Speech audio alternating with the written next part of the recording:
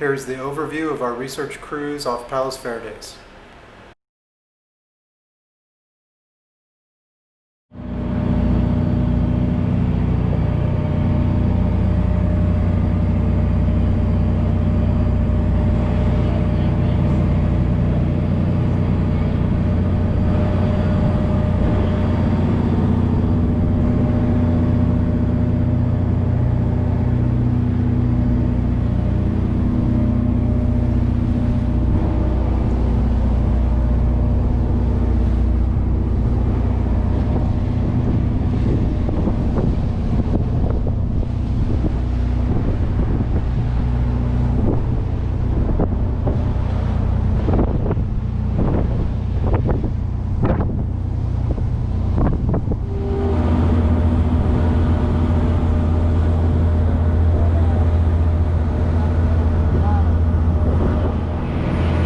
After leaving the harbor, we proceeded to our first sampling station. We called it 2704 and began our first casts at that location.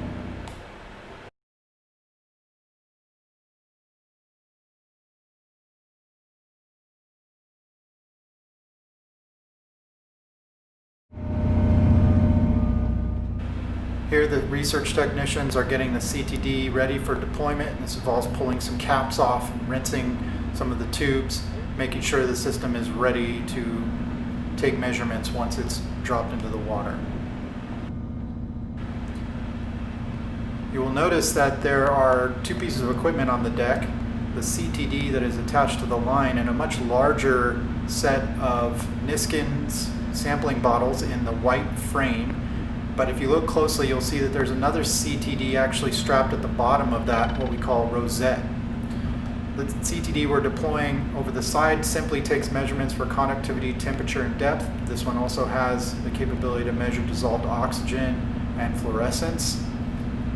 Frequently, these CTDs are paired with a rosette, as you'll see on the left, but in this case we had to use a separate CD and separate sampling bottles because the CTD on the rosette was not functioning properly.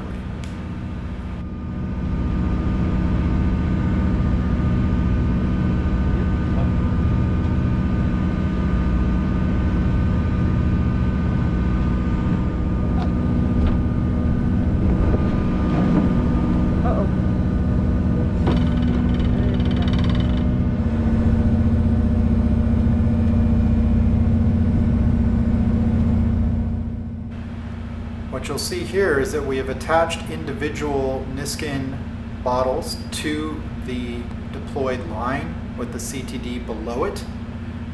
So individual bottles can be strung on the line, and these can be triggered by what's called a messenger, which is a heavy weight that slides down the line. When it hits the bottle closes at the depth that it is sitting at, and therefore captures water in what we call a discrete sample from that depth. Right now they are detaching one of the bottles that was taken from a deep sampling depth, at the bottom of the cast in this case, and are going to reattach another bottle for collection of water at the surface.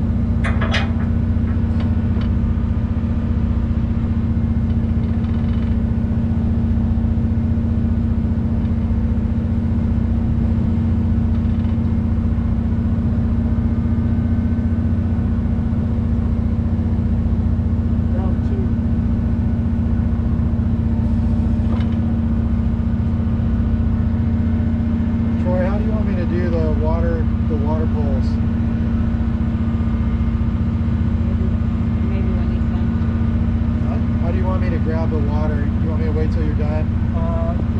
Yeah, let's wait since we got so much time to steam. Okay. I'll bring this one on soon. Okay.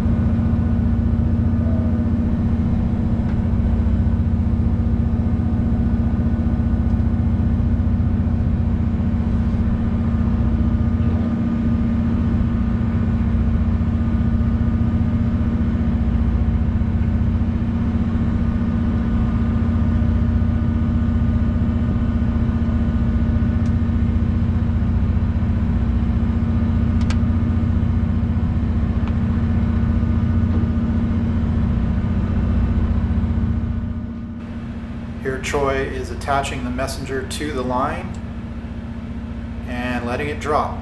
And when that messenger hits the bottle, it triggers the spring-loaded mechanism and closes the bottle. This was a surface sample, so the bottle is only a couple meters under the water.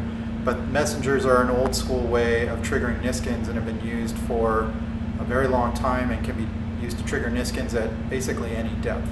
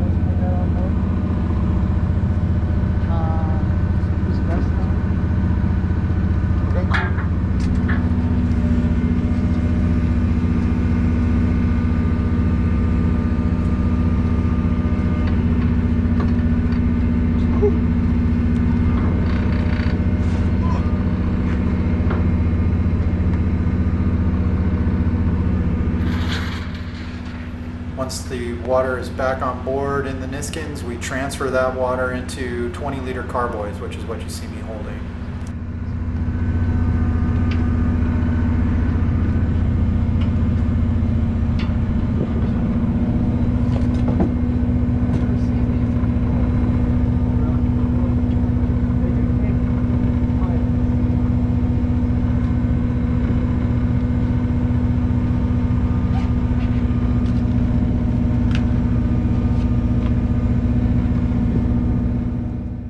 Once the water is collected, it can be used for a variety of purposes, including validation of the CTD measurements for things like fluorescence and dissolved oxygen concentration. It can also be used for filtration to remove microorganisms and collect DNA from a variety of different creatures, including animals and larger things besides microorganisms. And that's part of what we're doing on this cruise.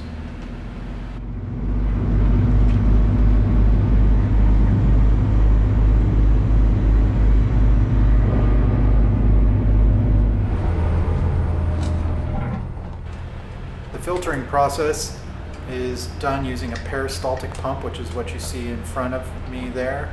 I'm also undoing the filter housing for a larger pore size pre-filter. This is a 2.7 micron filter, which separates larger organisms, things like copepods and large phytoplankton, as well as any type of particle associated organisms. So this 2.7 micron fraction is what we use as our operationally defined particle associated fraction.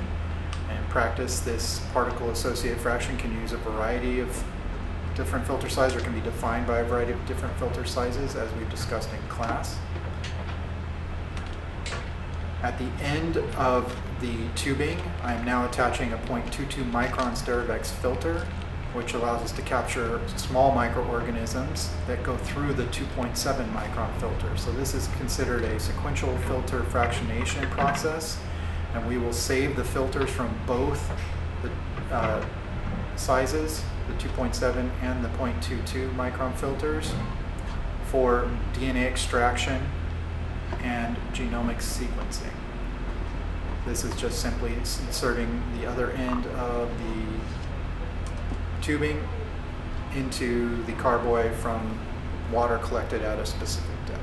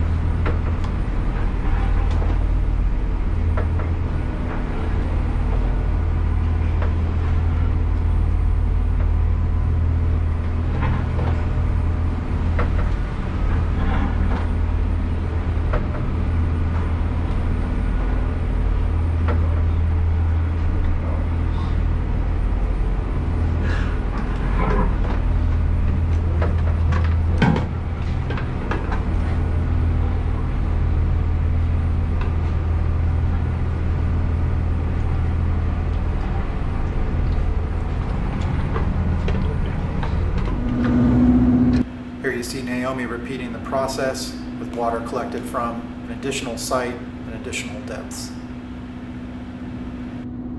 On typical cruises, casts like this can take up the entire day and night with this process repeated at multiple stations.